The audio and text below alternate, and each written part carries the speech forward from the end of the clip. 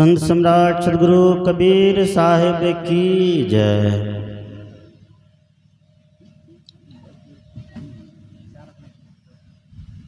परम पूज्य सदगुरुदेव जी निवास कक्ष में निवास कर रहे जीवन ज्योति केंद्र पूर्णिया के वर्तमान आचार्य पूज्य संत श्री जितेंद्र साहिब जी, मंच पर विराजमान पूज्य संत श्री प्रकाश साहिब जी, संत श्री केवल स्वरूप साहब जी, श्रद्धांजलि कार्यक्रम के अंतिम सत्र में उपस्थित धर्म प्रेमी बंधुओं, ग्रामवासियों, श्रद्धामूर्ति माताओं एवं बहनों, अभी हम लोग प्रकाश साहब जी के बहुत ही सुंदर विचार और सत्यवादी विचार श्रवण कर रहे थे। अभी के समय में हमारे समाज को जागरूक होने की आवश्यकता है। आज शिक्षा और संस्कार की बहुत बड़ी आवश्यकता है। एक तरफ देखते हैं कि शिक्षा का विकास खूब हो रहा है, हमारी सरकार भी इस पर बहुत खर्च कर रही है। अभी के पाठक जी गाँव में घूम घूम करके, स्कूल में घूम घूम करके शिक्षा का शंखनाद कर रहे हैं कि जो बच्चे सरकारी स्कूल नहीं आ रहे हैं उनको सरकारी स्कूल लाने के लिए बहुत परिश्रम करते हैं। क्योंकि समाज अगर शिक्षित नहीं होगा तो उस समाज से कभी भी भ्रम पाखंड दूर नहीं हो सकता है, मुक्त नहीं हो सकता है। लेकिन अभी की स्थिति ये है कि आज शिक्षा का इतना प्रचार होने के बाद भी, इतने पढ़े लिखे होने के बाद भी, आज जो पढ़े लिखे लोग हैं वो कहते हैं कि हमारी परंपरा है, उस परंपरा का पोषण करते हैं, उस परंपरा को हम निभा रहे हैं। सदगुरु कबीर कहते हैं एक ऐसी परंपरा जिस परंपरा से हमारे आगे आने वाली पीढ़ी के पैर में और हाथ में बेड़ी और हथकड़ी लग जाए, उस परंपरा को चाहिए कि तत्क्षण छोड़ करके आगे बढ़ जाए। उस परंपरा को पोषण करने की कोई आवश्यकता नहीं है।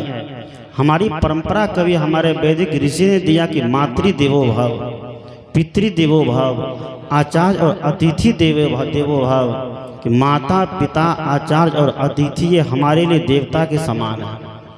जीवित माता पिता हमारे देव है क्योंकि उसने मुझे जन्म दिया है, पाल पोस कर बड़ा किया है, धर्म है उनकी सेवा करना, सुबह शाम नित्य शीश नवाना, मात पिता सब देव न आन धारण करो चरित्र महान।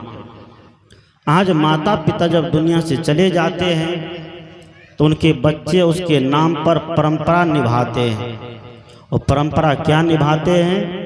जब तक माता पिता जीवित है तब तक उनके साथ कोई मीठे वचन नहीं बोलते हैं, उनके पास बैठ करके उनका सुख दुख नहीं पूछते हैं। और मरने के बाद इस समाज का ऐसा बंधन कि तुम्हें भोज तो कराना ही पड़ेगा और पाखंड तो कराना ही पड़ेगा। जिस पाखंड की धज्जी अभी हमारे प्रकाश साहब जी उड़ा रहे थे, जिस हवन के माध्यम से मरे हुए आत्मा को शांति देना चाहते हैं, हमारे सारे धर्म ग्रंथ कहते हैं ये आत्मा मरती नहीं है।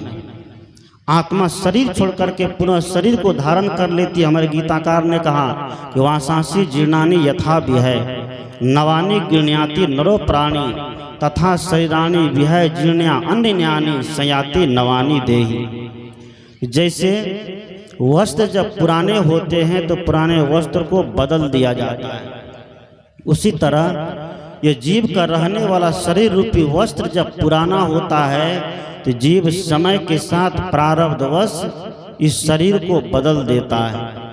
लेकिन शरीर बदलने से के बाद पुनः यह शरीर को धारण करता है। मैंने सुबह के सत्र में ही कहा था, अगर उसने मुक्ति नहीं ले पाया, अपनी इच्छा को खत्म नहीं कर पाया, अपनी वासना को खत्म नहीं कर पाया, तो पुनः शरीर धारण करेगा।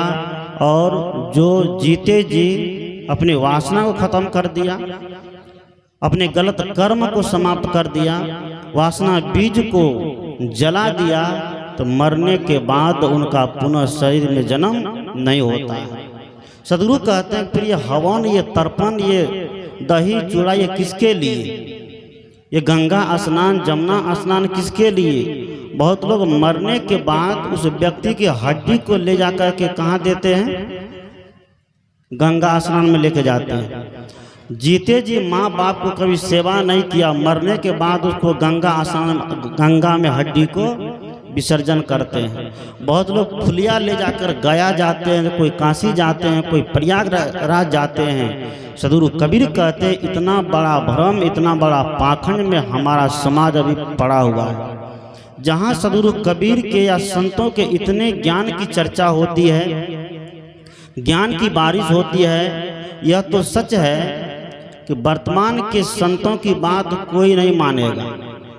और वही महात्मा कहते कहते जब मर जाएगा, उस महात्मा की बात को सब पीछे से मानने लगता है, मानता है ना।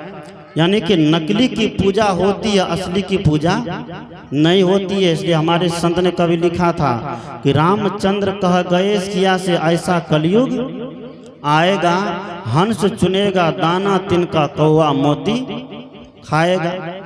सदगुरु कहते हैं कि असली महात्मा वर्तमान में कह रहे हैं तो उसकी बातों का कोई असर नहीं, लेकिन वही महात्मा कहते कहते मर जाए, उस महात्मा की फोटो बन जाएगी, उसके ऊपर अगरबत्ती घूमने लग जाएगा। जैसे दुनिया के लोग करते हैं, भगवान की मूर्ति लाते हैं, मंदिर में स्थापित कर देते हैं। मंदिर में स्थापित करने के बाद एक खटकर्म जो है पंडित जी का, वह खटकर्म कराया जाता, कराते हैं कि नहीं? आप लोग भी शायद कुछ दिन पहले किए होंगे, गणेश चतुर्थी में, अनंत चतुर्थी में चलिए रहा है कल से, कि मंदिर ला करके, मूर्ति ला करके मंदिर में स्थापित कर देते हैं। और एक सुपर मजबूत पंडित जी को लाया जाता है। क्यों? कि मंदिर में, मूर्ति में प्राण देना है। जब तक मूर्ति में प्राण नहीं दिया जाएगा तो मूर्ति भोग लेगी, भोजन करेगी नहीं करेगी। तो जितने भक्त आएंगे सब उसको भोजन कराएंगे। तो भक्त लोग भोजन कराते हैं और पंडित जी प्राण देते हैं। अगर पंडित जी के प्राण देने से मूर्ति जीवित हो जाए, मूर्ति चलने फिरने लग जाए और आशीर्वाद देने लग जाती है, तो पंडित जी की जब पंडितानी मरती है तब तो पंडित जी अब उसी प्राण को पंडितानी में क्यों नहीं घुसा देते? घुसाना चाहिए कि नहीं घुसाना चाहिए? पंडितानी जब मरती है तो पंडित जी जीवित नहीं कर पाते हैं, लेकिन मंदिर की जो मूर्ति है, चाहे दुर्गा हो, काली हो, भवानी हो, आनंद भगवान हो, गणेश हो, दुर्गा हो, उसको पंडित जी मंत्र मार के क्या करते हैं? जीवित कर देता है, प्राण फूंक देता है। ऐसा ऐसा तंत्र मंत्र चला है। अभी कुछ दिन पहले एक पागल बाबा, उसको मैं पागल बाबा ही कहता हूँ, और सोशल मीडिया पर खूब एकदम दौड़ता है। और आज के युवक और युवती उसके बड़े फैन बने हुए हैं। क्यों? कि वहाँ पहुँचने मात्र से, वहाँ जाने से पहले ही वह पागल बाबा पर्चा में उसका सब कुछ लिख देता है, लिख देता है ना। आपका बाप का नाम बता देता है, आपका भविष्य बताता है कि क्या होने वाला आपके जीवन में, आप उन्नति करिएगा कि अवनति करिएगा, आपका कब क्या होगा, ये सब बता रहा है। लेकिन वह पागल बाबा आया था कहाँ? पटना के गांधी मैदान में। और काफ़ी भीड़ हुई, बहुत भीड़, इतनी भीड़ हुई कि ऑक्सीजन लेवल कम हो गया। लोगों की इतनी भीड़ हुई कि ऑक्सीजन लेना वहाँ दूभर हो गया। लोग को ऑक्सीजन नहीं मिलता था। जब ऑक्सीजन नहीं मिलता था, उस पागल बाबा को सत्संग विराम करके वहाँ से भागना पड़ा। जब पागल बाबा सबका भविष्य बताता है, सबका पर्चा निकालता है, तो उनको तो यह भी पर्चा निकालना चाहिए कि हम गांधी मैदान में जा रहे हैं, पटना के गांधी मैदान में जा रहे हैं, वहाँ इतनी भीड़ होगी कि ऑक्सीजन लेवल कम हो जाएगा। अपने भगवान के पास यह भी अर्जी लगा देते कि हम भगवान थोड़ा ऑक्सीजन लेवल को बना करके रखिएगा। सदगुरु कबीर ऐसे पाखंडवाद का विरोध किया है, ऐसे परंपरावाद का विरोध किया है। जिस परंपरा से हमारे समाज का अहित हो, हमारी आगे आने वाली पीढ़ी का अहित हो, सदगुरु कबीर ने वैसी परंपरा को बिल्कुल छोड़ देने के लिए नकारने की बात किया है। एक बार कहते हैं मेरा समय तो पूरा हो रहा है, मैं एक घटना कह के बाद वाणी को विराम देता हूँ। एक बड़े राजा, उनके पिताजी का शरीर छूट गया। उनके पिताजी का जब शरीर छूटा, देखे अनुसार जैसा लोक में हो रहा है, दुनियादारी में हो रहा है, उसने कहा भगवान बुद्ध के पास जा कर के कि गुरुदेव मेरे पिताजी का शरीर छूट गया है, उनको मुक्ति देना है, उनको गति देना, उनको शांति देना है, तो जरा उसके नाम पर थोड़ा हवन करवा दीजिए, तर्पण करा दीजिए। भगवान बुद्ध ने सोचा कि अगर डायरेक्ट इनको कहता हूं कि हवन तर्पण कराने से कुछ नहीं होगा तो ये मानने वाला नहीं है, क्योंकि दुनियादारी का सिस्टम वैसा है। तो भगवान बुद्ध ने कहा कि ठीक है मैं हवन करा दूंगा, लेकिन एक काम करना पड़ेगा। क्या? हवन की जितनी सामग्री है सब व्यवस्था करो, और हवन होगा नदी के किनारे, घर में नहीं होगा, आंगन में नहीं होगा, एक नदी के किनारे, सरोवर के किनारे हवन होगा। राजा के पास तो कोई चीज़ की कमी नहीं। कहा ठीक है, सरोवर के किनारा होगा, नदी के किनारे होगा। राजा जी नदी के किनारे में बहुत लंबा चौड़ा पंडाल लगाए, वाटर प्रूफ पंडाल लगाए। भगवान बुद्ध अपनी संत मंडली के साथ पधारे, हवन कुंज मनाया गया, सारी सामग्री उसमें सजाई गई, पूरा पंडाल में लोग भरा हुआ, सब हवनी, सब हवन में आहुति देने के लिए एकदम आशा लगाए हुए हैं। सारी सामग्री तैयार है, हवन चालू होगा, हर हवन प्रारंभ होगा। प्रारंभ होने के पहले भगवान बुद्ध ने कहा उस राजा से 2 घड़े मंगाया जाए, मिट्टी का 2 घड़ा, और एक घड़े में पत्थर भर दिया जाए और एक घड़े में घी भर दिया जाए। राजा जी ने वह भी जुगाड़ कर दिया, एक घड़े में पत्थर भर दिया और एक घड़े में घी भर दिया। भगवान बुद्ध ने कहा कि देखिए हवन प्रारंभ होगा, लेकिन उसके पहले ये दोनों घड़े को नदी में बहा दिया जाए, नदी में फेंक दिया जाए। लोगों ने वैसा ही किया। और भगवान बुद्ध का आदेश हो रहा है, और साधु का जब आदेश हो जाए तो कोई व्यक्ति करने के लिए नहीं चूकता है, सब कर देता है। भगवान बुद्ध ने कहा कि दोनों घड़े को पानी में फेंक दिया जाए।